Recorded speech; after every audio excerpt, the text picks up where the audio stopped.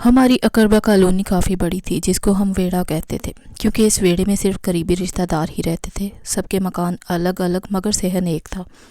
یہ ویڑا تقریباً 4 بیگھے زمین کے گرد 4 دیواری بنا کر آباد کیا گیا تھا، جس کے اندر 5 کرانے آباد تھے، جس میں ایک گھر ہمارا تھا، باقی 3 گھروں میں میرے تینوں چچا اور چوتھا گھر پھپھو کا تھا۔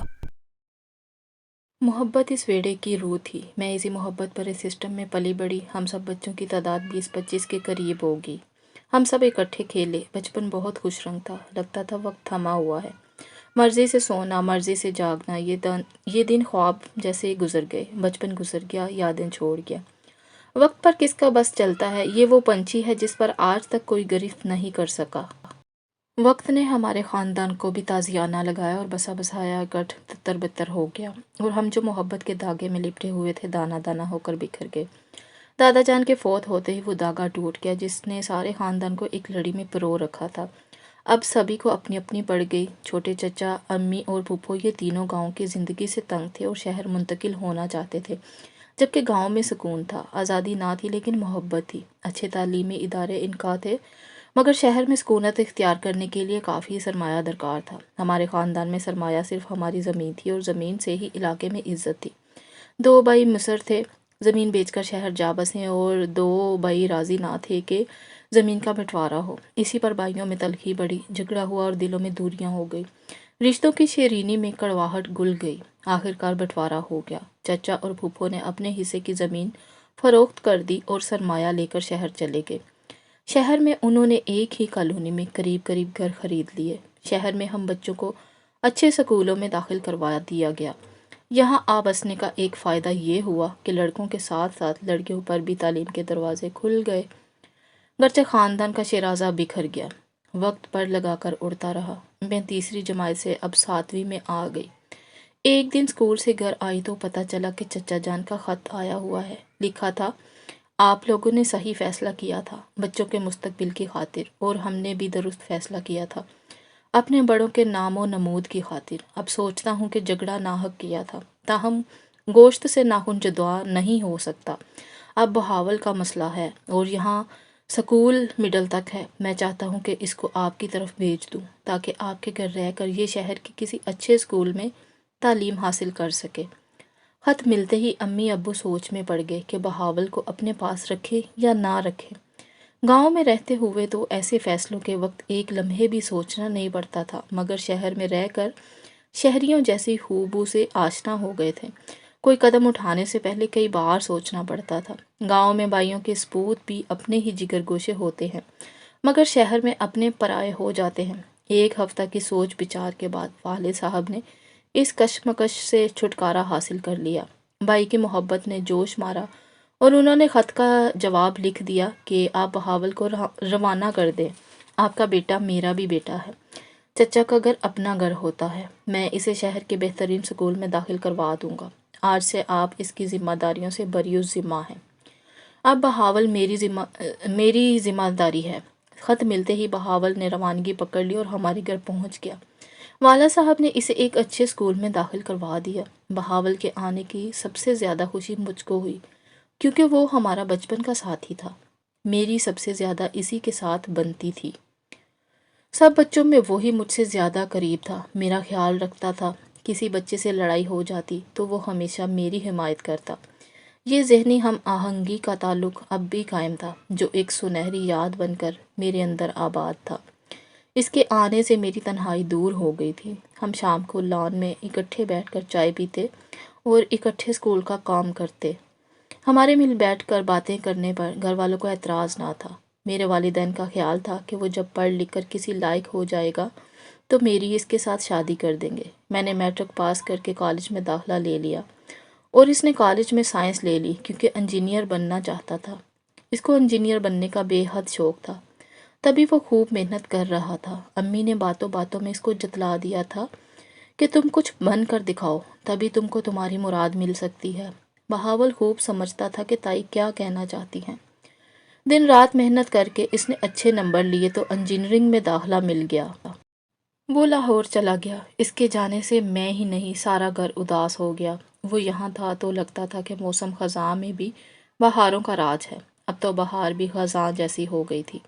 12ویں کے بعد میرا تعلیمی سلسلہ ختم ہو گیا، کیونکہ انہی دنوں میرے ماموں اپنی فیملی کے ہمراہ کراچی سے ہمارے گھر آئے۔ انہوں نے امی سے کہا، لڑکیوں کو زیادہ کیا پڑھانا، انہوں نے تو گھر بسانا ہوتا ہے، زیادہ تعلیم یافتہ لڑکیاں عمدگی سے گھر نہیں بسا سکتی، وہ گھریلو کام کاج کو اپنے شایان شان نہیں سمجھتی، بہتر ہے کہ تم لڑکی کو کالج اور یونیورسٹی کے چکر سے نکال کر گھر بٹھا لو، گھرداری اور کوئی بہتر ہنر سکھاؤ۔ امی ماموں سے بہت پیار کرتی تھی، انہوں نے فوراً ان کا مشورہ مان لیا، گرچہ ابو مجھے مزید تعلیم دلوانا چاہتے تھے، مگر والدہ نے اپنی مرضی کر لی۔ مجھے کالج چھوڑنے کا بہت غم ہوا، سوچتی تھی کہ تعلیم کی خاطر ہی تو ہم گاؤں چھوڑ کر شہر آئے تھے، اپنا سندر پیارا ویڑا چھوڑا جہاں سب کے ساتھ رہنے کا ایک اپنا ہی مزہ تھا۔ عزیزوں میں جدائی پڑی، تب بھی امی کو اعلیٰ تعلیم اپنے بچوں کو دلانے کا خپت سوار تھا، اور اب انہوں نے اپنے بھائی و بھابھی کے کہنے پر خود اپنے پاؤں پہ کلہاڑی ماری۔ کلہاڑی دراصل ماموں ممانی نے میری خوشیوں پر ماری تھی۔ ان لوگوں نے امی کے ساتھ مل کر چپکے چپکے ایک پلان بنایا۔ وہ مجھ کو اپنی بہو بنانے آئے تھے۔ ان کا ایک بیٹا تھا اور بیٹی، بیٹے کا نام زیرک تھا اور بیٹی تہمینہ تھی، دونوں ساتھ آئے تھے۔ تہمینہ کچھ مغرور سی تھی، میری اس کے ساتھ نہ بنی، اس سے واجبی سی بات چیت ہو جاتی تھی۔ البتہ زیرک نے مجھ کو دیکھتے ہی پسند کر لیا اور ماں سے کہا کہ میں شادی اسی لڑکی سے کروں گا، ورنہ عمر بھر کنوارا رہوں گا۔ وہ ماں باپ کا اکلوتا تھا، وہ اس کی بات نہیں ٹالتے تھے۔ انہوں نے امی کو گھیرا اور کہا کہ ہم تو بے مراد نہ جائیں گے، تمہاری بیٹی کا رشتہ لے کر جائیں گے۔ امی کو محبت تو اپنے بانجے سے تھی، لیکن ابو کی وجہ سے رشتہ ادھر دینے سے ہچکچا رہی تھی۔ جانتی تھی کہ شوہر کا خیال اپنے بھتیجے کو داماد بنانے کا ہے، اور یہ خیال اس وقت سے ہے جب میں پیدا ہوئی تھی۔ امی یہ بھی جانتی تھی کہ ابو آسانی سے ان کے بات ماننے والے نہیں، مگر ان کو منانا لازمی تھا، ورنہ ماموں ممانی روٹھ جاتے، اور میکے میں امی کا بس یہی ایک رشتہ تھا جس کا انہیں مان تھا۔ والدہ بھی دل کی ٹھنڈک ہوتی ہے، لیکن ہمارے معاشرے میں عورت مجبور ہوتی ہے، اور وہ میکے کے سہارے کو عمر کے کسی دور میں بھی کھونا نہیں چاہتی۔ میکے کا سہارا عورت کے لیے کڑی دھوپ میں چھاؤں جیسی حیثیت رکھتا ہے۔ خدا جانے کب، کس وقت، کس بات پر اور کس عمر میں خاوند ناراض ہو جائے، گھر سے نکال دے، طلاق پکڑا دے، تب عورت کہاں جائے؟ میکے کا در کھلا ہو تو سسرال والے بھی گھر سے نکال باہر کرنے کی دھمکی دینے سے ڈرتے ہیں۔ یہ بھی ایک وجہ تھی، لیکن یہ بات بھی اٹل تھی کہ ماں اور ماموں میں محبت بھی انتہا درجے کی تھی۔ اولاد کی خوشی تو کیا، امی اپنے بھائی پر جان بھی قربان کر سکتی تھی۔ میرے دل کی کیفیت کو وہ سمجھتی نہ تھی، شاید تبھی انہوں نے یہ فیصلہ کر لیا کہ وہ میری شادی ہر حال میں زیرک سے کریں گی۔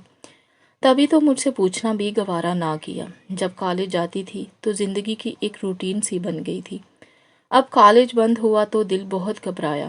امی نے ماموں کو مجبور کیا کہ تم بھی کراچی چھوڑ کر بہاول پور میں گھر لے لو، تب ہی میں تم کو بیٹی کا رشتہ دوں گی۔ ماموں نے ایسا ہی کیا، جس کا نتیجہ یہ نکلا کہ زیرک دن رات اب ہمارے ہی گھر پر رہنے لگا۔ سچ بات تو یہ ہے کہ زیرک ایسا برا نہ تھا، وہ خوبرو تھا، ہونہار طالب علم تھا اور CSS کی تیاری کر رہا تھا۔ اس کا مستقبل روشن تھا۔ ماموں کے کافی جائیداد اور زرعی زمین بھی تھی، وہ بہت خوشحال تھے۔ ماموں نے امی سے کہا کہ میں اپنی آدھی جائیداد ابھی اور اسی وقت تمہاری بیٹی کے نام لکھ کر دینے کو تیار ہوں، تم رشتے سے انکار مت کرنا۔ امی نے آہستہ آہستہ ابو کو منا لیا، ان کی لاکھوں کی جائیداد میرے نام ہو رہی تھی۔ تب امی نے میرا رشتہ زیرک کو دینے کی حامی بھر لی۔ یوں میری امید کا آخری چراغ بھی بجھ گیا۔ بہاول کو خبر نہ تھی کہ کیا ہونے جا رہا ہے۔ میری انگلی میں زیرک کے نام کی انگوٹھی پڑ چکی تھی۔ منگنی کے بارے میں امی نے کسی کو کانوں کان خبر نہ ہونے دی۔ مبادہ پھپھو، تایا، چچا سب ایک ہو کر مخالفت پر اتر آئے۔ یوں بنا بنایا کام بگڑ جائے گا۔ بہاول نے جب سے انجینئرنگ میں داخلہ لیا تھا، چھٹیوں میں اپنے والدین کے پاس گاؤں چلا جاتا تھا۔ وہ ادھر کم ہی آتا تھا، کیونکہ امی اب اس کو زیادہ لفٹ نہیں کراتی تھی۔ مجھ پر بھی پابندی لگا دی کہ میں اپنے چچا زاد سے زیادہ بات چیت نہ کروں۔ ایک دن بہاول آیا، امی گھر پر نہ تھی، اسے مجھ سے بات کرنے کا موقع مل گیا۔ میں نے سوچا وقت ہے کہ اس کو حقیقت سے آگاہ کر دوں۔ خدا جانے یہ کیا سوچ رہا ہے، اور جب عین وقت اس پر اصل معاملے کی خبر ہوگی تو اس کو دکھ ہوگا۔ میں جانتی تھی کہ وہ مجھ سے محبت کرتا ہے، میں بھی اس سے ہی شادی کی خواہش مند تھی۔ اب میری ہمت نہ پڑتی تھی کہ اس کو کیسے بتاؤں۔ میری منگنی زیرک سے ہو چکی ہے۔ سوچ رہی تھی کس طرح بات شروع کروں کہ اس نے خود مجھ سے پوچھ لیا، تمہاری انگلی میں یہ کیسی انگوٹھی ہے؟ کہیں تم نے منگنی تو نہیں کروا لی؟ پھر خود ہی ہنس پڑا، بولا میں مذاق میں پوچھ رہا تھا اور تمہارا منہ اتر گیا۔ اچھا بھائی، شوق میں پہننی ہے تو لاکھ دفعہ پہنو، لیکن یاد رکھنا سگائی کسی اور سے نہ کروا لینا۔ تم ہی سے میرا جیون ہے، میرا مستقبل، میری زندگی تم سے ہی ہے۔ اگر تم نے اس موڑ پر مجھ سے منہ موڑ لیا تو میں 1 منٹ میں انجینئرنگ کو لات مار کر آ جاؤں گا اور کسی مزار پر فقیر بن کر بیٹھ جاؤں گا۔ میں یہ ساری محنت تمہاری خاطر اور چچی کی شرط پوری کرنے کے لیے کر رہا ہوں۔ وہ اس قدر سنجیدہ تھا کہ میں سن رہ گئی۔ جو بات کہنا چاہتی تھی وہ حلق میں پھنس کر رہ گئی۔ میری ہمت ہی نہ ہوئی کہ ایک لفظ آگے کہوں۔ بس اسی قدر بول پائی کہ فرض کرو میری انگلی میں یہ انگوٹھی منگنی کی ہے تو کلام اللہ کی قسم 1 منٹ کی دیر کیے بغیر کالج چھوڑ کر کسی مزار کا فقیر بن جاؤں گا، یا پھر دن رات مسجد میں بیٹھ کر اللہ اللہ کروں گا۔ میں سہم کر چپ ہو گئی۔ سوچا ابھی اس کو کچھ بتانے کا وقت نہیں ہے۔ یہ واقعی انجینئرنگ کالج کو چھوڑ آئے گا، جبکہ وہ 3 سال پڑھ چکا تھا اور اب آخری سال رہتا تھا۔ 1 سال تک میری شادی کا بھی امکان نہ تھا، کیونکہ میں نے امی سے منوا لیا تھا کہ میں گھر پر پرائیویٹ طور پر تیاری کروں گی اور جب تک گریجویشن مکمل نہ کر لوں آپ میری شادی نہ کریں گی۔ 1 سال تک 5 وقت نماز میں یہی دعا کرتی رہی کہ خدایا کوئی معجزہ ہو جائے اور میری شادی زیرک سے نہ ہو، یہ منگنی ٹوٹ جائے اور میری شادی بہاول سے ہو جائے، کیونکہ مجھ میں بغاوت کی ہمت نہ تھی۔ ہمارے گھر کا ماحول ایسا نہ تھا کہ میں اپنی مرضی چلا سکتی یا بغاوت کرتی۔ مجھ کو ہر حال میں اپنے والدین کے آگے سر کو جھکانا تھا۔ میری دعاؤں میں کوئی کمی تھی کہ اللہ نے میری ایک نہ سنی۔ میں نے گریجویشن مکمل کر لی تو ماں میری شادی کی تیاریوں میں لگ گئیں۔ انہی دنوں بہاول بھی انجینئرنگ کی تعلیم مکمل کر کے گھر آ گیا۔ چچا چچی بہت شادمان تھے کہ ان کا بیٹا گاؤں کا پہلا انجینئر بن چکا ہے۔ وہ خوش میرا رشتہ مانگنے ہمارے گھر آ گئے۔ وہ پہلی بار شہر آئے تھے اور اس یقین کے ساتھ کہ ان کا دامن مراد پھولوں سے بھر جائے گا۔ ان کو گمان بھی نہ تھا کہ ابو بدل چکے ہیں اور وہ بیٹی کا رشتہ دینے سے انکار کر دیں گے۔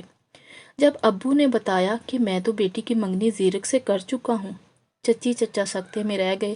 بہاول کو تو اپنے کانوں پر یقین ہی نہ آیا۔ یہ نہیں ہو سکتا، بے اختیار اس کے منہ سے نکل گیا۔ کیوں نہیں ہو سکتا؟ ہم نے اپنی بیٹی کی منگنی تو تم سے نہیں کی تھی۔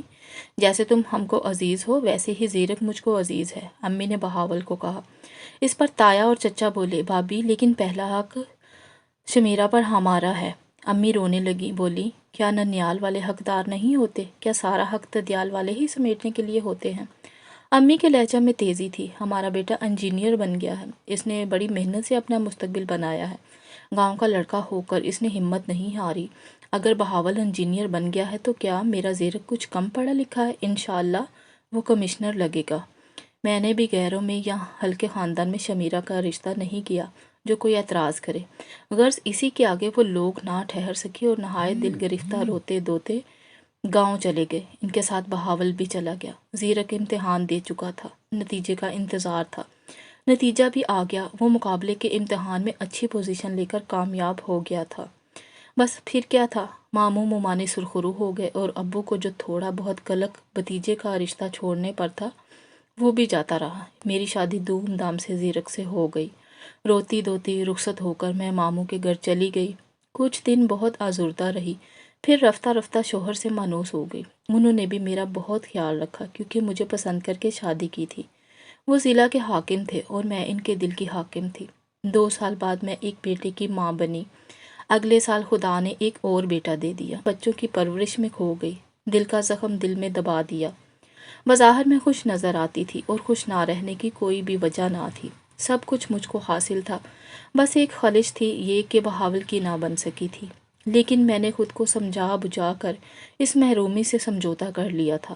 بعض لوگ سمجھوتے کر کے جی لیتے ہیں، مگر بعض سمجھوتے نہیں کر پاتے تو خود کشی کرتے ہیں یا جیتے جی مر جاتے ہیں۔ بہاول نے دوسرا راستہ اختیار کیا، خودکشی نہ کر سکا لیکن جیتے جی مر گیا۔ اس نے اپنی قسم کو پورا کیا۔ وہ میری خاطر انجینئر بنا تھا، اپنی قابلیت کو بروئے کار لانے کی بجائے میری خاطر مٹی میں مل گیا۔ وہ اپنے ہوش سے بیگانہ ہو گیا۔ اس کو دنیا کی رنگینیوں سے دلچسپی نہ رہی اور کھانا پینا، ہنسنا، بولنا، سنورنا، اڑنا سب چھوڑ کر گاؤں کے ایک مزار پر جا بیٹھا، جس کو لوگ وہاں پیر جی کا مزار کہتے تھے۔ اس کے پڑھے لکھے دوستوں کو پتہ چلا تو وہ اسے سمجھانے آئے اور سمجھا بجھا کر اپنے ساتھ لے گئے۔ کچھ دن دوستوں کے ساتھ رہا، پھر جب لوٹا تو مسجد میں جا بیٹھا۔ دن رات یاد الہی میں مصروف رہتا اور رات کو بھی وہاں ہی مسجد کے صحن میں پڑا سو رہتا۔ بہاول کے والدین اس کی حالت سے سخت پریشان تھے۔ انہوں نے اس کو سمجھانے اور زندگی کی جانب لانے کی بہت کوشش کی، لیکن اس پر کسی کے سمجھانے کا اثر نہ ہوا۔ بس وہ یہی کہتا تھا کہ میں زندہ ہوں، شکر کیجیے۔ تایا تائی نے سوچا وقتی دکھ ہے، آپ ہی زندگی کی طرف لوٹ آئے گا۔ انہوں نے بہاول کو اس کے حال پر چھوڑ دیا، لیکن وہ اپنی گمسم دنیا سے نہ نکل سکا۔ سچ ہے، ہزاروں لاکھوں میں چند انسان ایسے ہوتے ہیں جو دل کے ہاتھوں پوری طرح خانمہ برباد ہو جاتے ہیں، پھر ان کو کسی خوشی، کسی ساتھی، کسی گھر کی ضرورت نہیں رہتی۔ وہ اپنے آپ میں مست رہ کر دنیا کی ریاکاری سے نجات پا لیتے ہیں۔ بہاول بھی انہی میں سے ایک تھا جو جھوٹی زندگی کی جھوٹی خوشیوں سے سمجھوتا نہ کر سکا۔ کچھ عرصہ بعد بالآخر امام صاحب کے سمجھانے پر وہاں سے گھر آ گیا۔ جب کسی طور سکون نہ ملا تو سکون کی تلاش میں خدا جانے کس جانب نکل گیا۔ تب سے اسے اب تک 28 برس ہونے کو آئے ہیں۔ بہاول خدا جانے کہاں ہے۔ مزید اچھی ویڈیوز دیکھنے کے لیے پلیز میرے چینل کو سبسکرائب کیجیے، لائک کیجیے اور زیادہ سے زیادہ شیئر کیجیے۔ شکریہ۔